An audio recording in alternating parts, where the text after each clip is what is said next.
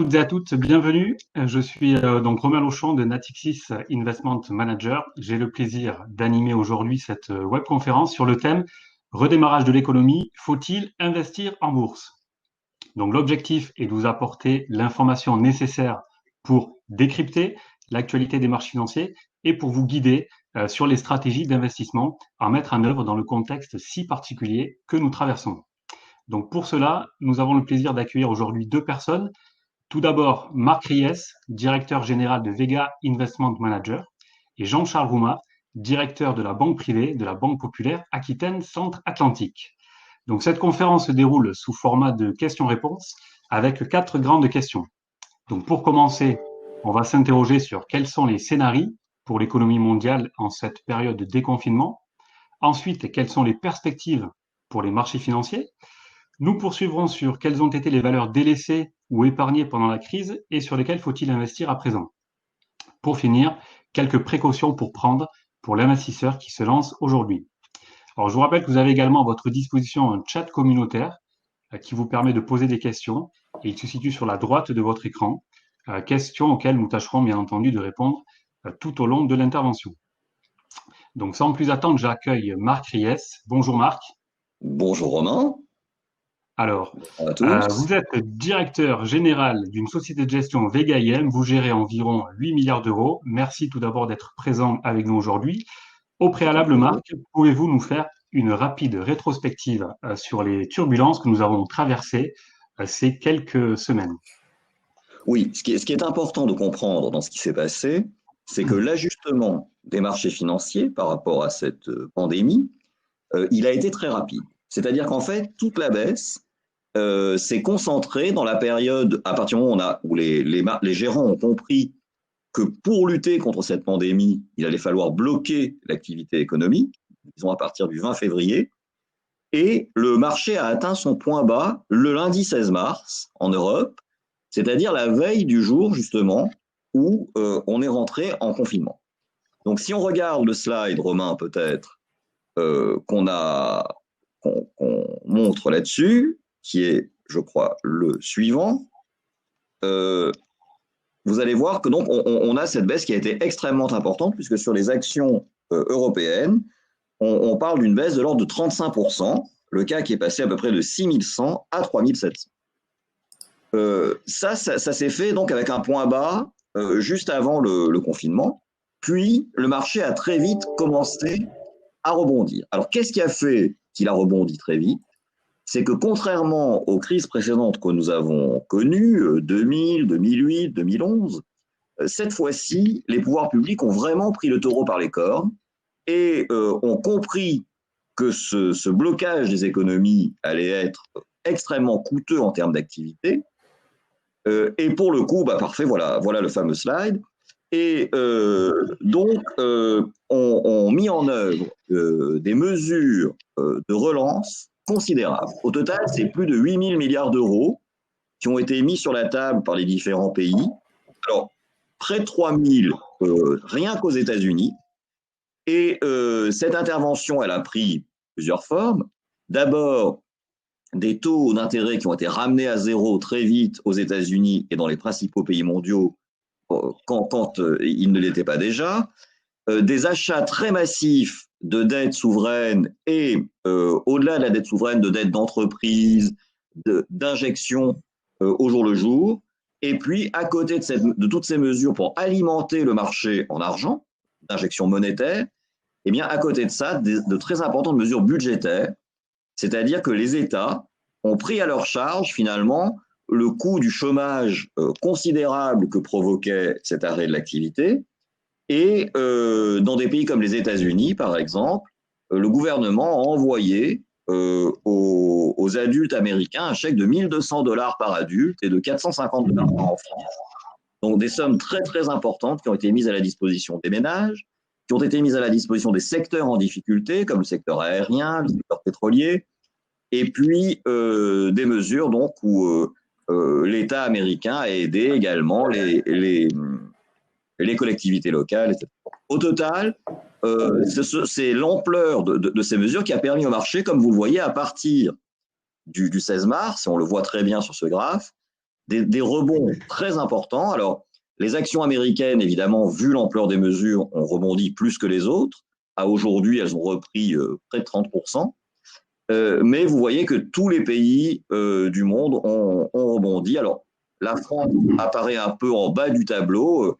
Le rebond des actions françaises, ça a été 3700, on était à 4700 tout à l'heure, donc vous voyez près de 1000 points quand même.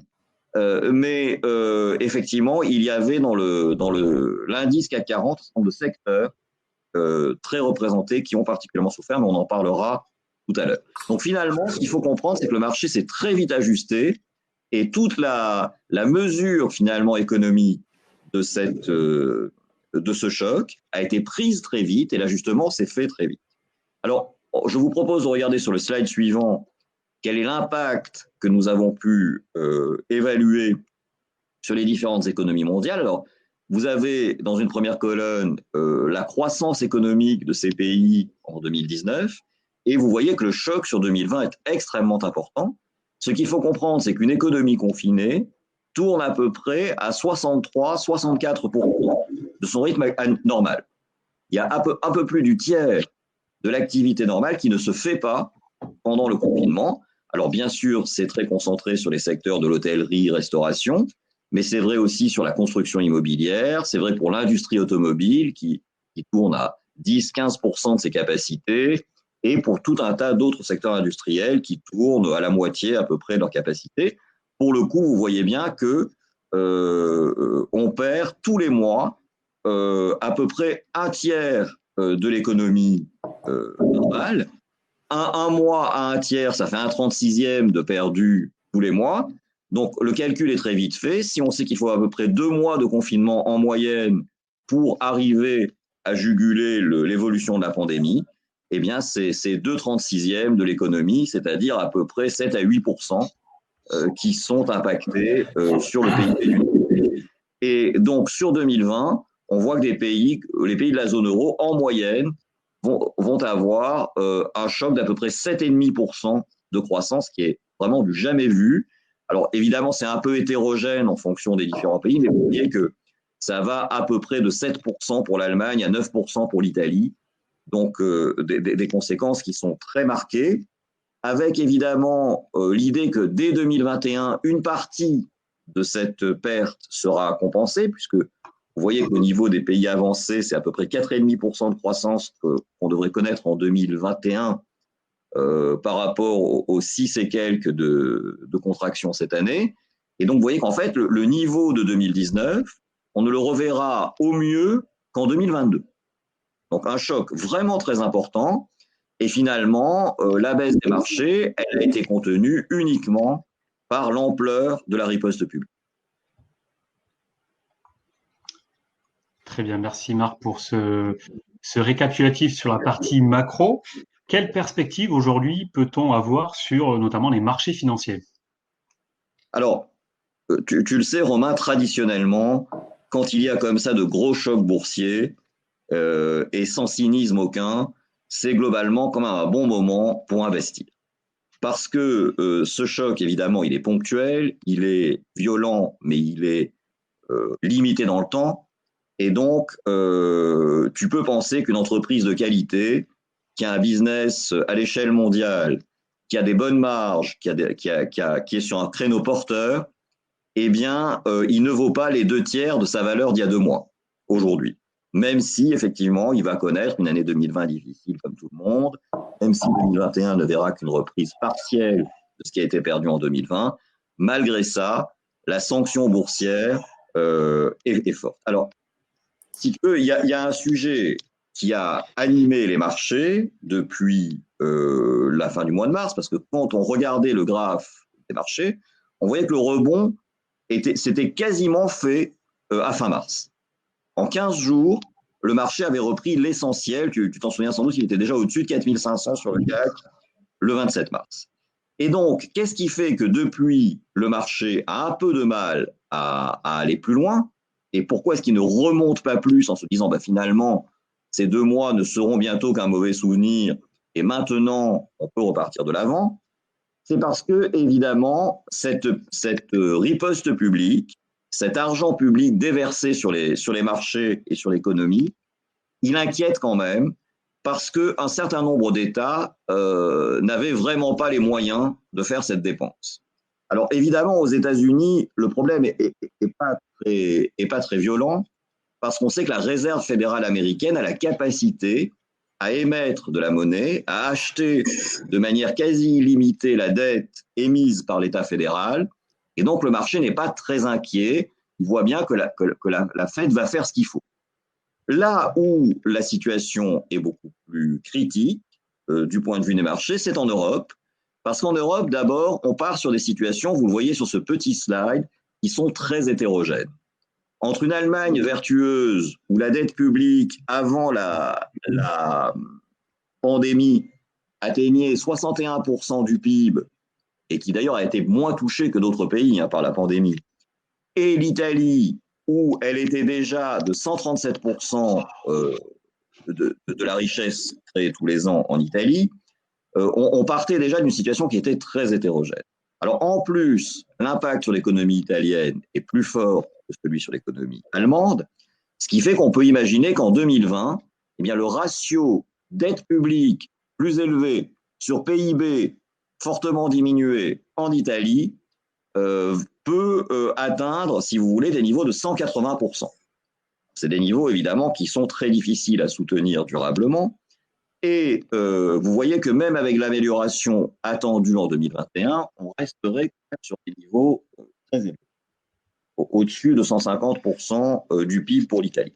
Donc le marché s'est inquiété de cette situation et il s'est dit, mais est-ce que en sortie de crise, on ne va pas raviver les démons de 2011 et les risques d'une crise de la dette publique, de la dette des États, et particulièrement dans le cas de l'Italie. Alors, pour bien comprendre ce sujet, parce que c'est un sujet un peu technique et j'en suis désolé, je m'appuie en fait sur une étude très intéressante qui a été menée par la Business School de Toulouse et qui a fait l'objet d'un article très pédagogique et très intéressant de son directeur, Jean Tirole, qui est, vous savez, notre prix Nobel d'économie français, et qui en fait résume assez bien la situation et dans laquelle il évoque finalement 4 solutions. Ces 4 solutions, vous le verrez, n'ont pas du tout le même impact sur les marchés. Et en fait, aujourd'hui, le fait que les marchés montent ou baissent est extrêmement lié à ce qui se passe autour de ces 4 solutions. La première solution, qui serait très mauvaise pour les marchés et que les Vega nous estimons extrêmement improbable, mais qui fait peur quand même, c'est la restructuration de la dette. C'est, vous vous en souvenez, ce qui s'est passé en 2012 avec la Grèce, où la Grèce ne pouvant plus payer, où l'Europe ne voulant pas assumer la dette grecque, eh bien cette dette a été renégociée. Les investisseurs qui la détenaient ont perdu des sommes énormes et elle a été réétalée sur 30 ans. Donc ça, évidemment, vous imaginez qu'à l'échelle de la dette italienne, ce serait une catastrophe économique épouvantable pour les assureurs, pour les banques, pour tous les investisseurs qui détiennent cette dette, et ça aurait des conséquences économiques effroyables. On pense que, étant donné ce qui s'est passé en 2011-2012 avec la Grèce, l'Europe va quand même tout faire pour éviter d'en arriver là, et qu'elle va resserrer les rangs autour de l'Italie autant que faire se peut. En tout cas, comme un État qui restructure sa dette ne peut plus ensuite s'endetter et emprunter, on pense que c'est une solution à laquelle l'Italie ne peut pas recourir, car là, ça la mettrait dans une situation extrêmement grave de ne pas pouvoir s'endetter à nouveau, alors même que ses finances publiques sont très dégradées et qu'elle a urgemment besoin d'argent. Alors, la deuxième solution est un peu moins mauvaise pour les marchés, mais elle est tout de même très mauvaise. Et celle-là aussi, on pense qu'elle sera utilisée avec beaucoup de parcimonie dans les pays européens. Alors, sans l'exclure totalement comme celle de la restructuration de la dette, on pense qu'elle sera très limitée. Il s'agit là de dire que les États, pour se renflouer, augmentent les impôts, voire même viennent piocher dans la poche des épargnants en leur prenant une partie de leur compte bancaire ou de leur contrat d'assurance. Ça, c'est quelque chose qui nous paraît aussi extrêmement improbable. Ça a été fait par un pays européen lors de la crise de 2012, qui est Chypre, où les dépôts bancaires avaient été écornés. Mais le contexte était très particulier, c'est que l'essentiel de ces dépôts bancaires appartenait à des sociétés offshore détenues par des non-résidents russes qui avaient caché leur argent à Chypre. La Chypriote s'était servie sur ses comptes, en fait, et avait remboursé une partie de sa dette, finalement, en prenant l'argent des épargnants. C'est quelque chose qui est très difficile à imaginer pour un État comme la France ou l'Italie, parce que là, les dépôts appartiennent essentiellement à ses résidents, autant dire à ses électeurs, et donc, on n'est pas du tout dans la configuration dans laquelle on était avec Chypre en 2012. Donc ça aussi, c'est quelque chose qui nous paraît très improbable. La troisième solution pour faire face à cette situation de surendettement de l'Italie, c'est la solidarité des pays européens. Si vous regardez un petit peu la presse en ce moment, vous voyez que ce sujet-là est vraiment au cœur des débats. Est-ce que l'économie européenne va faire face? Ça passe beaucoup par une solidarité entre des pays du Nord qui étaient déjà dans une situation meilleure avant la crise, qui en plus ont été moins impactés par la pandémie, versus Italie, Espagne, des pays très, très affaiblis. Là, les hausses et les baisses du marché que nous connaissons depuis la fin du mois de mars sont principalement liées aux évolutions politiques autour de ce sujet.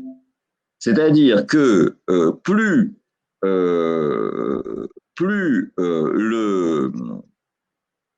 les Européens montrent d'unité et de cohésion politique, plus le marché rebondit. Et chaque fois qu'il y a des doutes sur ce sujet, chaque fois qu'il y a des dissensions entre, par exemple, des pays comme les Pays-Bas ou l'Autriche, qui ne veulent pas faire un chèque en blanc à l'Italie ou à l'Espagne, on peut les comprendre qui ne le souhaitent pas, eh bien là, le marché rebaisse en s'inquiétant finalement d'une crise de la dette européenne qui se resurgit. Ce qui se passe depuis 10 jours, et vous l'avez vu, on tournait sur le CAC 40 autour de niveaux de 4300, 4350. Et là, il y a eu une initiative très forte entre Emmanuel Macron et Angela Merkel pour subventionner un plan finalement européen d'environ 500 milliards d'euros.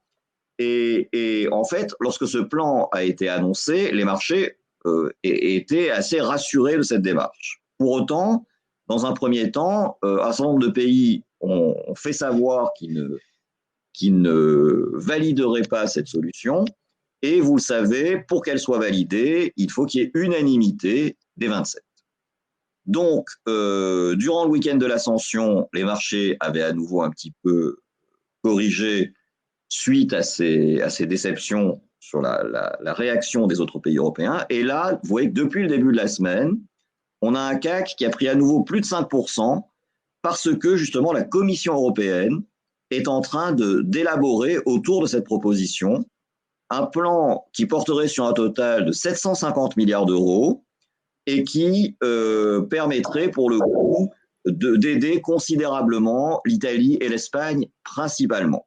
Un tout petit peu la France, mais très marginalement, puisque sur les 750 milliards d'euros, plus de 140 seraient destinés à l'Italie, plus de 130 à l'Espagne et seulement 39 milliards à un pays comme la France. Vous voyez? Donc, ce qui se joue en ce moment, et c'est très très important, c'est vraiment la solidarité entre États européens. Et ça, c'est un des éléments, si vous voulez, qui vont faire que les marchés vont continuer à rebondir, vont repasser au-dessus de 5000 points sur le CAC dans les semaines et les mois qui viennent, ou au contraire, s'ils n'arrivent pas à se mettre d'accord entre États, si ce plan est un échec et qu'il n'est pas validé, là, ce sera embêtant, on pourrait revenir vers des niveaux de 4000, 4002 sur le CAC. Donc ça va rester, si vous voulez, dans les semaines qui viennent, un sujet très important. La quatrième solution, c'est finalement celle qui est la plus probable et qui est déjà un petit peu en route, c'est ce qu'on appelle la monétisation de la dette. Pour bien expliquer ce que c'est, il faut expliquer ce qu'est une banque centrale. Une banque centrale, si vous voulez, comme toute entreprise, elle a un actif et un passif. À l'actif, qu'est-ce qu'elle a?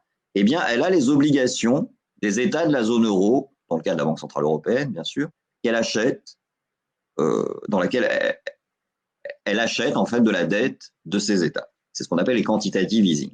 Ça, c'est ce qu'elle a à l'actif. Au passif, qu'est-ce qu'elle a? D'abord, elle a des fonds propres, mais les fonds propres, évidemment, c'est des sommes dérisoires, c'est quelques dizaines de milliards d'euros par rapport à la totalité, par rapport aux milliers de milliards de dettes publiques qu'elle achète. Et donc, tout le reste qui n'est pas des fonds propres, c'est la monnaie. C'est-à-dire qu'en fait, la manière pour la Banque centrale d'émettre de la monnaie, de créer de la monnaie, c'est d'acheter, en fait, aux banques, aux compagnies d'assurance, aux investisseurs institutionnels, de la dette publique sur le marché secondaire. Donc, vous comprenez, quand je vous dis ça, que la limite de l'exercice, c'est-à-dire le point à partir duquel une banque centrale ne pourrait plus faire ça, ce serait le moment où sa monnaie commencerait à se déprécier fortement. Parce que là, évidemment, on pourrait se dire, le marché n'a plus confiance dans cette banque centrale, il considère qu'à l'actif, elle a des actifs qui ne sont pas de qualité et qu'elle a émis trop de monnaie face à ça, et là, la monnaie se mettrait à baisser par rapport aux autres.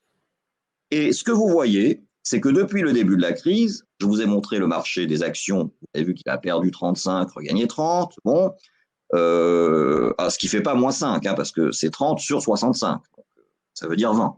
Bon. Après, vous avez vu que le marché des obligations, lui aussi, a été très agité, les matières premières, pareil, le pétrole s'est effondré, et pourtant, le principal marché au monde, qui est le marché des changes, qui est le plus liquide et le plus gros en volume, lui a très très peu bougé. C'est-à-dire qu'en gros, la parité euro-dollar, si vous voulez, qui était à 1,10 $ pour 1 euro avant la pandémie, est aujourd'hui à 1,08 $ pour 1 euro. Vous voyez que c'est à peine 2% de baisse de l'euro que nous avons connu face au dollar, ce qui veut dire que le marché aujourd'hui n'est pas du tout inquiet sur la capacité de la Banque centrale européenne à acheter plus d'obligations et à émettre plus de monnaie, sans quoi vous auriez un dollar qui serait au pair ou qui serait même, qui pourrait valoir 1,10 € ou 1,20 €. Bon, la capacité de la Banque centrale reste intacte. Et c'est pourquoi nous pensons que la Banque centrale européenne va continuer à acheter massivement la dette des États, y compris l'Italie, et que c'est de cette manière-là, en fait, que la crise va être absorbée, parce que finalement, les États vont faire de la dette, mais cette dette sera financée à des taux d'intérêt très intéressants, très bas, par la Banque centrale européenne. Alors là aussi, vous voyez que cette histoire ne va pas d'elle-même, puisque on a eu il y a 3 semaines, par exemple, un arrêt de la Cour constitutionnelle de Karlsruhe en Allemagne, qui demandait à la Banque centrale européenne de justifier ses achats et qui enjoignait à la Banque centrale allemande de ne plus participer à ces programmes faute de justification. Vous voyez que ça reste quand même un sujet tendu, c'est-à-dire que derrière cette capacité d'action de la Banque centrale européenne, il y a quand même, bien sûr, une union politique, et donc l'attitude de Macron, de Merkel, etc., dans cette crise reste extrêmement importante parce que les investisseurs ont besoin d'être rassurés sur la construction européenne, sur la solidarité entre États, sur le fait en particulier que l'Allemagne ne va pas vouloir faire cavalier seul et ne va pas vouloir sortir de ce système où elle arrêterait finalement de financer des États comme l'État italien ou l'État espagnol.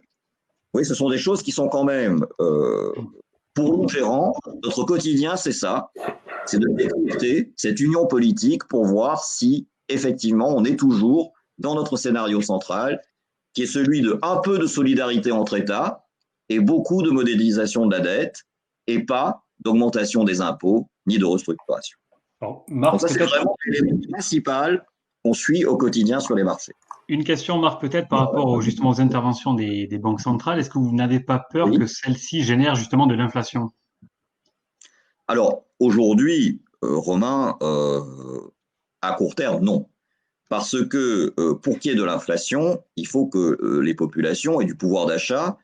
Et pour que les prix montent, il ne faut pas seulement qu'il y ait beaucoup de monnaie en circulation, il faut aussi que les salaires suivent. Or, avec ce qui se passe là, avec l'augmentation colossale du nombre de chômeurs aux États-Unis, en Europe, qui ne va pas être résorbée si facilement que ça et si vite que ça, on ne voit pas les salariés en capacité de négocier des augmentations considérables. On sent bien que les emplois qui sont recréés aux États-Unis depuis le début du déconfinement sont plutôt des emplois précaires. Et même en France, tu as vu que la proportion de CDI dans les nouveaux emplois créés depuis 15 jours est de 52% au lieu de 66% d'habitude. Donc on voit bien que pour qu'il y ait une spirale inflationniste, il faut qu'il y ait à la fois plus de monnaie et de la hausse des salaires. Et là, il y a vraiment une des deux pattes de cette spirale qui est manquante. Donc pour l'instant, non.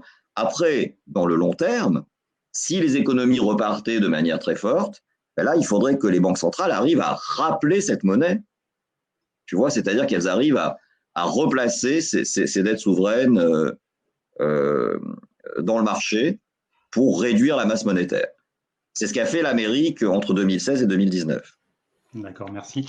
Et avant de passer à la slide suivante, une dernière question, Oui, Marc, pour rester sur la partie obligataire. Est-ce qu'il ne serait pas trop risqué aujourd'hui, justement, d'acheter des obligations avec des niveaux de taux aussi bas? c'est vraiment pas un placement très attractif, très franchement, parce que en achetant des obligations, tu fais la même chose que les banques centrales. Or, les banques centrales, elles ne les achètent pas tellement pour gagner de l'argent à la revente, elles les achètent pour aider les États à se financer. Donc tu vois bien qu'en fait, tu aurais le même comportement que quelqu'un dont l'objectif n'est pas de gagner de l'argent, ce qui n'est jamais un partenaire de jeu très intéressant pour toi. Donc non, acheter des obligations aujourd'hui, tu le vois par exemple sur des obligations à 10 ans émises par l'État allemand, qui est l'État le plus solide de la zone, le taux d'intérêt qui t'est offert, c'est moins 0,50%. Tu dois payer 1,5% par an et tu vas les payer donc plus cher que le prix auquel elles te seront remboursées dans 10 ans. Ce qui est effectivement pas terrible. Alors, on a une question Ah. sur le chat. Faut-il acheter de l'or en cette période si particulière? Alors, c'est toujours intéressant d'avoir un peu d'or parce que on voit bien que forcément, qui dit création de monnaie dit deux choses. Premièrement, des taux d'intérêt très bas pendant très longtemps. Or, le principal inconvénient de l'or, c'est qu'il ne rapporte rien. Mais les obligations allemandes rapportent moins 0,50, bah, somme toute, c'est déjà mieux. Et le deuxième point, c'est que tu vois bien que les monnaies vont rester, enfin les émissions monétaires vont rester importantes pendant longtemps. Et donc finalement, là, tu es sur un stock qui est limité en quantité, et alors qu'en restant sur de la monnaie, bah, tu restes sur quelque chose qui est émis et émissible encore de manière très massive dans les années qui viennent. Donc je pense qu'effectivement, alors évidemment, il aurait mieux valu l'acheter avant le début de la crise, parce que c'est pas pendant les crises le moment idéal pour acheter de l'or. Il a déjà pas mal remonté. Tu as vu qu'il est au-dessus des 1700 dollars l'once, c'est que le dollar a lui-même un petit peu monté. Mais je pense que ça peut aller encore au-delà, oui. Très bien, merci Marc. Une remarque également qui est faite sur le chat avant de passer à la slide suivante, concernant le Oui. ratio dette publique sur PIB de la France, qui est finalement proche et assez proche de celui de l'Espagne. Ah oui. Que peut-on dire par rapport à cette situation qui concerne plus particulièrement la France? Je pense que si tu veux, la similitude entre les deux graphes vient du fait que les Espagnols, à partir de 2012, ont fait des efforts considérables. Tu l'as suivi, Romain. Ils ont réduit considérablement la dépense publique, ils ont serré les retraites, les salaires, etc. Et donc, il y a eu en Espagne des mesures de rigueur budgétaire beaucoup plus forte après la crise de 2012 qu'il n'y a eu en France. La France est un des rares pays au monde à n'avoir fait aucune véritable économie, à vivre toujours sur un train de vie extrêmement important, avec un système de redistribution sociale incroyablement généreux et très au-dessus, si tu veux, des moyens du pays, en vérité. Donc, en fait, c'est un pays où la paix sociale est achetée par une dépense publique et des transferts sociaux très massifs. C'est le seul pays au monde où, avant la pandémie, la dépense publique, c'était 56% du PIB. En Allemagne, c'est plus près de 40%. Donc, globalement, voilà, c'est une situation qui est très particulière à la France. Et donc, la situation des finances publiques françaises est très mauvaise. Ce qui fait, si tu veux, que la dette française n'est pas attaquée autant parfois que la dette espagnole, par exemple, alors que les situations paraissent sur le graphe très comparables, c'est que tout le monde sait que l'Allemagne ne peut pas lâcher la France. Si elle lâche la France, c'est la fin de l'Europe.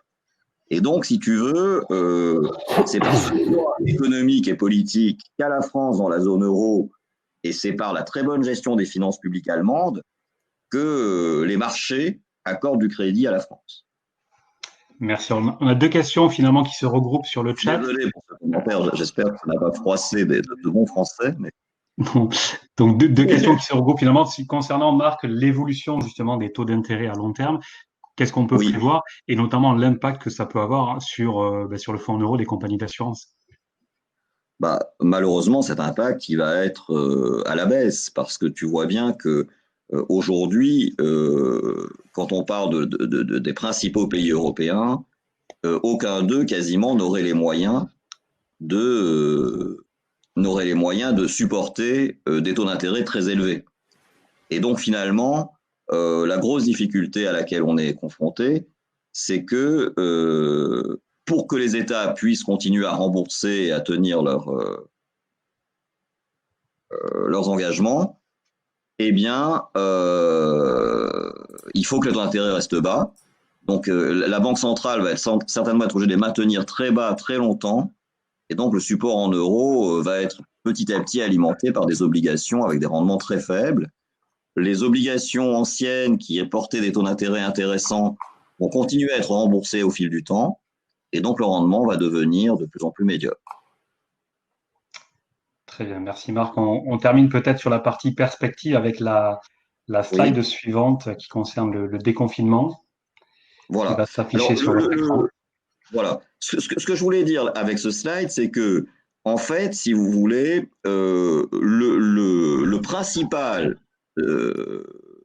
la principale source d'inquiétude et de suivi des marchés, c'est cette histoire de financement de la dette publique et de solidarité européenne. Mais il y a un élément par rapport à ça qui joue favorablement, c'est que petit à petit, on voit que l'économie repart.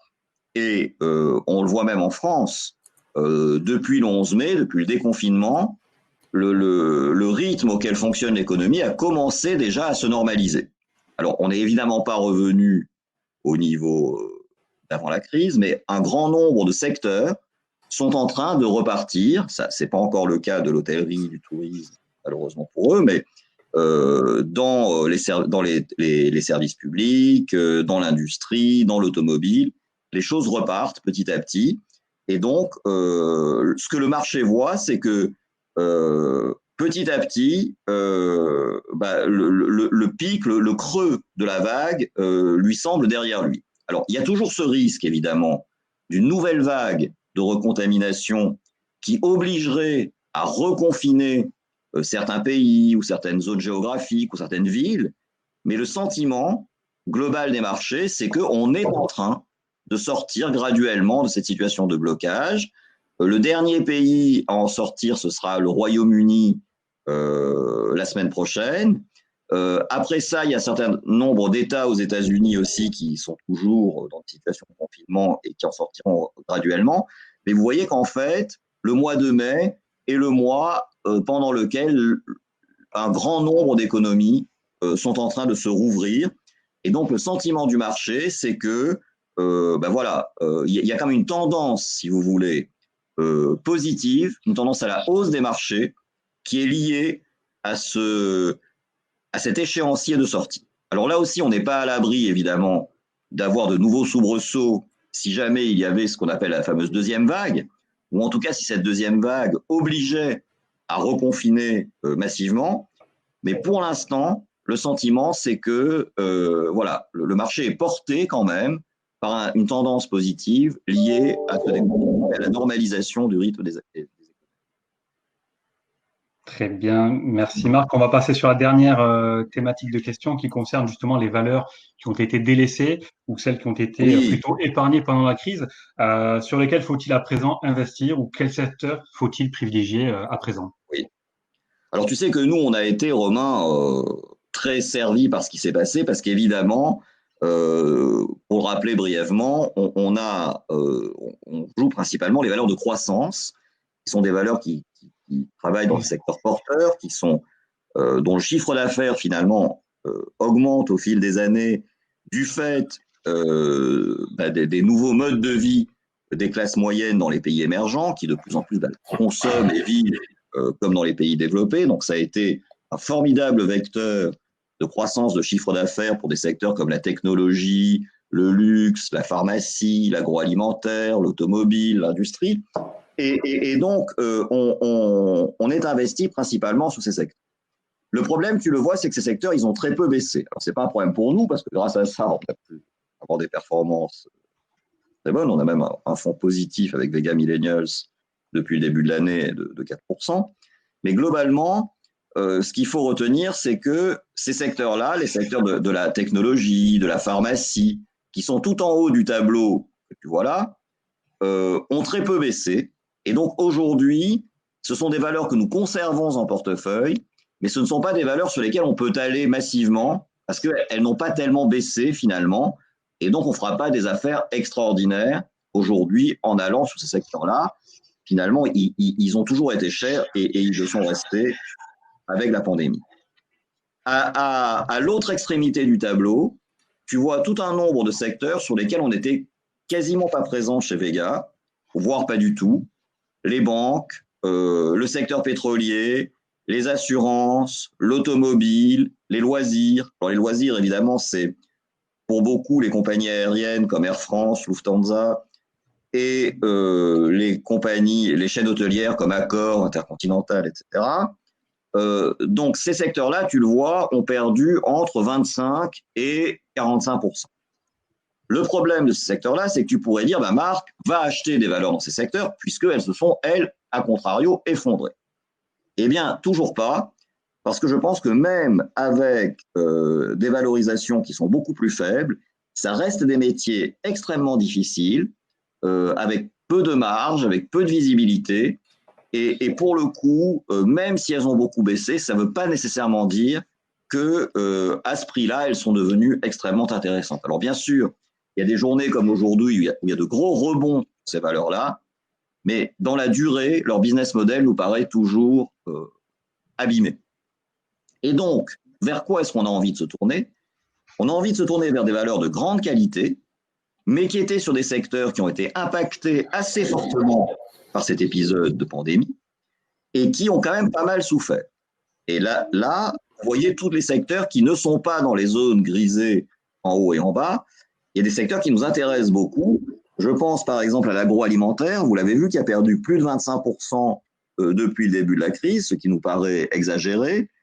Les belles valeurs industrielles, parce qu'elles aussi recèlent des business models très intéressants quand il s'agit de valeurs industrielles qui disposent de brevets, qui disposent de produits de haute technologie, avec une clientèle solvable, mondiale, etc. Alors là, je pense, vous voyez, à des valeurs comme Schneider, Legrand, Siemens, etc. Et puis, des valeurs aussi des métiers de la construction. Une valeur, par exemple, comme Vinci, qui est une très belle boîte, le cours est passé en l'espace de 3 semaines, entre fin février et mi-mars, de 107 euros à moins de 60 euros. Il tombait à 57. Si vous voulez, pour moi, c'est très intéressant.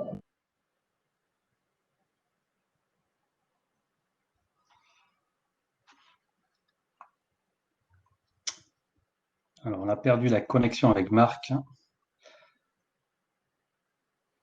Voilà, on a perdu la connexion. Donc, on va passer sur la partie suivante avec Jean-Charles Rouma. Il pourra peut-être conclure sur qu'est-ce qu'une bonne allocation aujourd'hui, dès qu'on le retrouvera. Voilà, il avait de toute façon terminé sur ces parties. Donc, sur la nouvelle thématique de questions que l'on va se poser, on accueille tout d'abord aujourd'hui Jean-Charles Rouma, comme on l'a dit en Bonjour. introduction. Bonjour Jean-Charles, donc directeur, je le répète, banque privée de la Banque populaire Aquitaine Centre-Atlantique. Donc aujourd'hui, on va s'interroger sur les précautions à prendre pour l'investisseur qui se lance aujourd'hui. Donc première question, quelle part de son consacrée au placement financier? Alors, Romain, merci pour cette question. En fait, chaque question et chaque situation est particulière. C'est-à-dire qu'en fait, il n'y a pas de règle universelle. Il s'agit simplement de définir la part de liquidité dont vous n'avez pas besoin à court terme ou à moyen terme. Donc, pour vous aider à déterminer ce montant de liquidité, qui peut être issu évidemment de disponibilité actuelle ou encore d'une capacité d'épargne mensuelle future, mais également pour vous aider à sélectionner les enveloppes dans lesquelles investir ce montant, c'est-à-dire assurance vie, compte titre ou plan d'épargne en action. Le plus simple reste de vous rapprocher de votre conseiller qui réalisera une étude patrimoniale sur mesure vous concernant. Très bien, merci. Deuxième question, comment sélectionner aujourd'hui ses placements financiers pour épargner avec succès? En fait, quelques règles simples, Romain. La première, en sélectionnant des placements financiers dont le triptyque rendement attendu, risque-prix et durée de détention recommandée est conforme à vos objectifs ainsi qu'à votre horizon d'investissement. Ensuite, en investissant régulièrement en actions pour lisser vos prix d'achat, puis en diversifiant vos placements sur les différentes classes d'actifs, actions, obligations, mais également fonds en euros ou immobilier. Et puis, enfin, en gardant le cap, c'est-à-dire en restant investi sur les marchés, quoi qu'il arrive, et particulièrement lorsqu'ils corrigent, parce que comme vous le savez, le risque principal auquel s'expose l'épargnant, c'est de vendre quand les marchés baissent et de manquer le rebond des marchés lorsqu'il se produit. D'accord? Pas si simple en fait. Est-ce qu'on a la possibilité pour les clients qui le souhaitent de se faire accompagner pour sélectionner les produits financiers? Et dans ce cas-là, comment est-ce qu'on procède? Quelles sont les différentes méthodes? Pas si simple, tu as raison, Romain. En fait, je serais beaucoup plus catégorique. Euh, je vous conseille clairement de vous faire accompagner pour construire la stratégie de gestion de votre épargne qui vous convient, mais également pour la mettre en œuvre ou enfin pour la piloter. Donc, comment se faire accompagner? Donc, en fait, trois modes d'accompagnement possibles, tels que vous pouvez les voir sur cette slide. Premier mode d'accompagnement, déléguer la gestion de vos placements à un gérant de portefeuille de la banque, en l'occurrence de Vega Investment Managers, concernant la Banque populaire Aquitaine Centre-Atlantique. Deuxième mode d'accompagnement, vous souhaitez garder la main tout en bénéficiant des conseils de votre conseiller, donc de votre conseiller en gestion de patrimoine ou de votre banquier privé pour gérer vos placements, cela est possible. Et puis enfin, troisième mode d'accompagnement possible, euh, dans le cas où vous souhaitez gérer de façon totalement autonome vos placements en effectuant vos opérations seul via votre accès Internet banque, c'est-à-dire Cyberplus Espace Bourse, ça également, nous pouvons vous le proposer. D'accord, merci. Jean-Charles, peut-être une dernière question. Après la crise que l'on vient de traverser, qu'est-ce qui pourrait changer à terme dans le comportement notamment de l'épargnant sur le long terme? Qu'est-ce qu'on pourrait voir de nouveau finalement? Bon, c'est question de prospective. En fait, sans me faire l'apôtre du rien ne sera jamais plus pareil après cette crise sanitaire, il me semble évident néanmoins qu'un certain nombre de tendances de long terme, initiées déjà depuis un certain temps, vont s'accélérer. Telles que, en premier lieu, je pense la volonté des pouvoirs publics d'inciter les Français à investir davantage en actions euh, va, va se renforcer car les besoins de financement en fonds propres des entreprises augmentent en raison du coût du redémarrage de leur activité ou encore de nouveaux projets, et notamment de projets de relocalisation, comme on peut l'entendre, pour tout un pan de l'industrie. Ainsi, ce que l'on peut se dire, c'est que les incitations récentes des pouvoirs publics, touchant notamment au PEA, tel qu'on l'a vu, ou encore à la création du plan d'épargne retraite individuelle et de sa gestion à horizon, qui fait la part belle aux actions, continueront de produire leurs effets dans la durée. Donc ça, je dirais, c'est la premier changement en termes de comportement qu'on peut attendre du fait de ces mesures. En second lieu, on l'a vu, l'investissement socialement responsable va séduire a priori plus largement encore, pour des raisons très simples. La première, c'est que cette gestion dite ISR, investissement socialement responsable, avait déjà démontré sa capacité à rendre des performances très solides dans des marchés haussiers. Et là, elle a démontré cette fois-ci une forte capacité de résistance dans des marchés baissiers, et donc une capacité de résistance supérieure à celle des principaux indices actions. Donc je dirais, c'est la deuxième tendance de fond qu'on peut tracer, on va dire. Et puis enfin, une troisième tendance qui nous touche tous. Je pense que cette pandémie a généré une prise de conscience collective de notre vulnérabilité, quel que soit notre âge, et donc a fait naître la nécessité d'identifier des solutions adaptées pour chacun d'entre nous pour faire face à des situations familiales ou professionnelles imprévues dans la durée. Donc, je dirais que toutes ces tendances font autant de sujets qui méritent de programmer un rendez-vous physique ou à distance, évidemment on s'adapte, avec votre conseiller en gestion de patrimoine ou avec votre banquier privé. D'où l'importance de faire régulièrement le point, effectivement, avec son conseiller Banque Populaire. Merci en tout cas, Jean-Charles, pour ces éléments complémentaires sur l'accompagnement qui peut être fait pour les clients par la Banque Populaire. Je pense qu'on a perdu Marc Ries, malheureusement, en fin de son intervention. Donc, heureusement, il avait dit l'essentiel de son message. En tout cas, merci à tous pour votre participation. Vous recevrez bien entendu le replay de cette webconférence et on vous invite bien entendu on vous invitera à une nouvelle webconférence qui se déroulera autour de la mi-juin. Voilà.